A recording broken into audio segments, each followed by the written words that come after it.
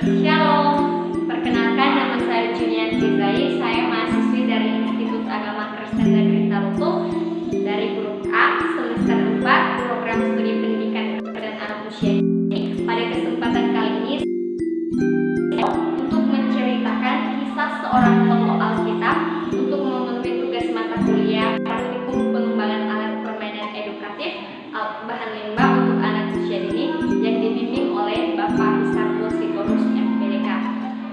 Nah, pada kesempatan kali ini saya menggunakan properti berupa topeng yang dibuat sendiri yang bahan dasarnya dari. Halo adik-adik, apa kabar? Nah, hari ini kakak akan bercerita tentang seorang tokoh. Namun sebelumnya kakak rindu adik-adik semua untuk bangkit berdiri.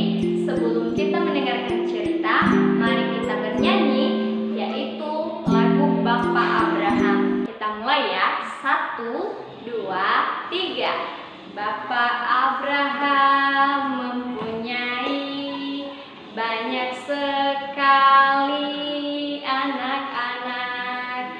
Aku anaknya dan kau juga. Mari puji Tuhan. Tangan kanan, tangan kiri, kaki kanan, kaki kiri, kepala atas, kepala bawah, putar-putar lalu duduk. Iya, semua silakan duduk dan dilipat tangannya, ditutup matanya, ditundukkan kepalanya. Mari kita berdoa. Ikuti kakak berdoa ya. Tuhan Yesus, kami bersyukur hari ini kami akan mendengarkan cerita firman Tuhan. Engkau berkati kami semua sehingga dapat kami dengarkan dengan baik. Terima kasih Tuhan, di dalam nama-Mu kami berdoa dan bersyukur. Haleluya. Amin. Hai adik-adik. Jadi hari ini kakak akan bercerita dengan menggunakan topeng. Nah, jadi tema cerita kita hari ini yaitu Bapak Abraham yang taat.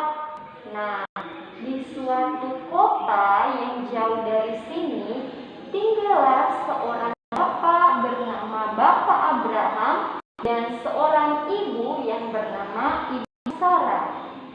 Pasangan suami istri ini tidak memiliki anak. Bapak Abraham adalah seorang yang setia kepada Tuhan Yesus, sehingga Tuhan Yesus sangat memberkati Bapak Abraham. Jadi suatu ketika Bapak Abraham menginginkan dalam hatinya untuk memiliki seorang anak. Nah, ketika Bapak Abraham memikirkan untuk memiliki seorang anak, Tuhan mendengar Abraham, sehingga Tuhan memberikan perjanjian kepada Bapak Abraham untuk memberikan seorang anak baginya yang akan lahir dari kandungan istrinya, yaitu Ibu Sarah. Nah, ketika Bapak Abraham mendengar perjanjian dari Tuhan tersebut, Bapak Abraham sangat bersukacita, sehingga ia menyampaikan berita tersebut kepada istrinya Ibu Sarah. Nah, ketika dia menyampaikan berita tersebut kepada Ibu Sarah tertawa mendengarnya. Kenapa dia tertawa? Karena Ibu Sarah merasa ia tidak akan mungkin mengandung lagi karena usianya sudah sangat tua. Tapi Bapak Abraham tetap percaya kepada janji Tuhan. Hari, minggu berganti minggu, bulan berganti bulan, bahkan tahun berganti tahun, janji Tuhan juga masih belum terjadi. Ibu Sarah masih belum juga mengandung. Tiba-tiba suatu hari Ibu Sarah menyuruh Bapak Abraham untuk mengambil seorang pelayannya menjadikan istri dari Bapak Abraham untuk Bapak Abraham Abraham memiliki seorang keturunan. Nah, ide tersebut ternyata Bapak Abraham lakukan, sehingga Bapak Abraham mengambil seorang pelayan dari Ibu Sarah, yaitu yang bernama Ibu Hagar. Nah, ketika ia memperistri Ibu Hagar pun akhirnya mengandung. Nah, ketika Ibu Hagar mengandung, suara Tuhan dengar kepada Bapak Abraham berkata demikian, bahwa Ibu Sarah juga saat ini sedang mengandung. Nah, ketika mendengar berita tersebut, Bapak Abraham dan Ibu Sarah sangat bahagia. Nah, ketika tiba pada waktunya Ibu Sarah akan melahirkan, mereka sangat bahagia karena anak yang lahir dari kandungan Ibu Sarah yaitu seorang anak laki-laki. Nah, ketika Ibu Sarah melahirkan seorang anak laki-laki, kedua pasangan suami istri ini sangat bahagia. Ketika usia anak mereka sampai 8 hari, nah, mereka menamai anak mereka tersebut yaitu Ishak. Ishak yang artinya tertawa. Kenapa tertawa? Karena pada saat Ibu Sarah mendengar berita tentang perjanjian Allah yang ingin memberikan kepada mereka seorang anak, Ibu Sarah tertawa.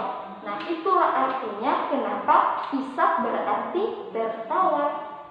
Nah, perjalanan kehidupan keluarga mereka semakin hari semakin berproses. Hingga tiba pada suatu saat Tuhan mau menguji ketaatan daripada Bapak Abraham.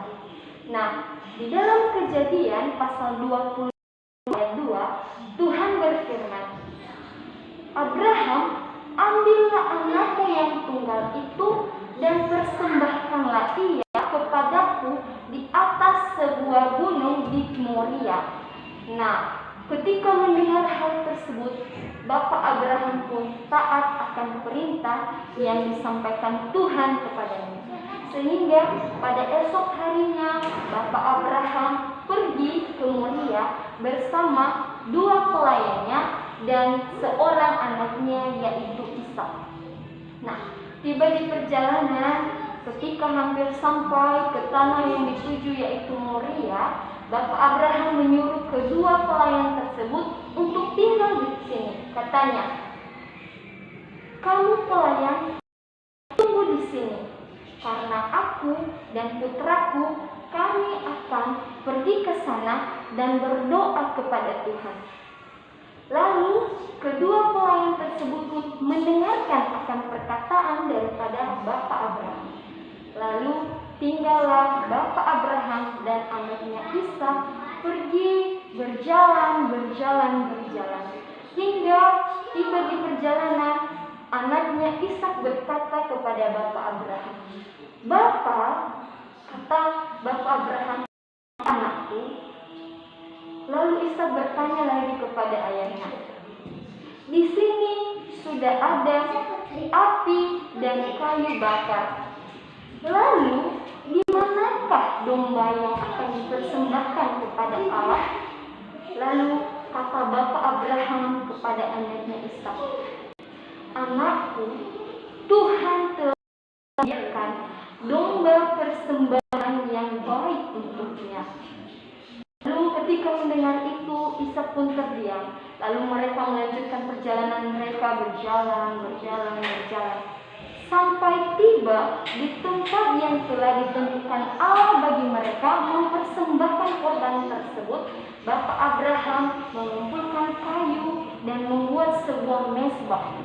Ketika ia mengumpulkan kayu dan membuat sebuah mezbah, lalu diikatnya tangan anaknya Ishak, lalu setelah diikatnya, dibaringkanlah nyala anaknya itu di atas mezbah tempat untuk bakaran korban. Lalu Bapak Abraham mengambil sebuah pisau dari sampingnya dan hendak menyembelih anaknya Ishak untuk dipersembahkan kepada Allah. Tiba-tiba ketika Bapak Abraham ingin menyembelih anaknya Ishak untuk dipersembahkan kepada Allah, terdengarlah suara malaikat Tuhan berkata, "Abraham, Abraham, jangan kau apa-apakan anakmu itu, karena aku telah melihat ketaatan dan kesetiaan hatimu. Engkau tidak akan segan-segan untuk menyerahkan anakmu yang tunggal menjadi persembahan bagiku." Lalu ketika Bapak Abraham mendengar seruan daripada malaikat surgawi tersebut, Bapak Abraham pun berbalik. Lalu Bapak Abraham melihat ada seekor domba jantan yang tanduknya tersangkut di belukar. Lalu Bapak Abraham mengambil domba jantan tersebut, lalu menyembelihnya dan mengorbankannya di atas mezbah yang telah ia dirikan menjadi korban pengganti daripada anaknya. Nah, Tuhan pun menerima persembahan tersebut. Lalu ketika Bapak Abraham sudah mengorbankan domba jantan tersebut, maka ia pun sangat bersuka cita karena perbuatan Allah yang telah Allah padanya. Lalu ia kembali membawa anaknya Ishak. Mereka berjalan kembali. Mereka menemui kedua pelayannya tersebut. Lalu mereka pulang dan mereka pergi bersama-sama ke Berseba. Mereka tinggal di sana di kota Berseba. Nah, demikian ada ceritanya. Pesan moral yang kita dapat dari cerita ini yaitu bahwa kita sebagai anak-anak Tuhan harus tetap taat kepada perintahnya Tuhan, karena Tuhan kita memiliki sebuah rencana yang indah bagi kita. Nah, demikian cerita kakak. Semoga bermanfaat untuk kita semua. Dan